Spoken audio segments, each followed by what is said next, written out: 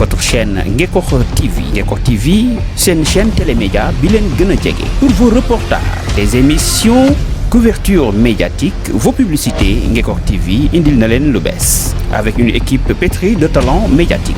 Ngekokh TV, un autre élan de la médiation sénégalaise. Partagez et abonnez sur votre chaîne Ngekokh TV.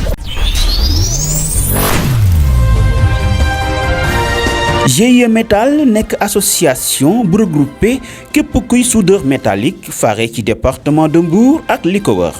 GIE Métal ñu ngi ko créé ci diirub at ak genn wàll boobu ba ak léegi nag seen mission mooy dimbalante ci wàllu social di jàppalante ci képp koo xam ne rek am nga ay jafe-jafe wala ay tolof-tolof ci sa liggéey wala boog ci sa wér-gu-yaram. GIE Métal doon association boo xam ne nag dañ ko reconnaître ci gouvernement bi mu yor ay këyitam waaye nag fas yéene liggéey lépp loo xam ne rek ci wàllu métal la te mën a jàppandal ci membre yi nga xam ne ñoom ñoo ko seq tey ñu mën leen ci jàppale. GIE Métal mu ngi nekk association boo xam ni nag li yitteem dëgg mooy daal ñu jëflante ci wàllu social dimbalante seen biir aarante waaye nag fexe ba képp koo xam ni rek soudeur métallique nga fare ci département de Mbour ak li ko wër ñu fexe rek ba ñoŋal sa liggéey waaye jàppale la ci ay jumtuwaay. GIE Métal nag ci seeni projet mooy amal seen bopp entreprise boo xam ne dina jaay lépp lul matériel ci wàllu weñ képp koo xam ne rek yaa ngi ci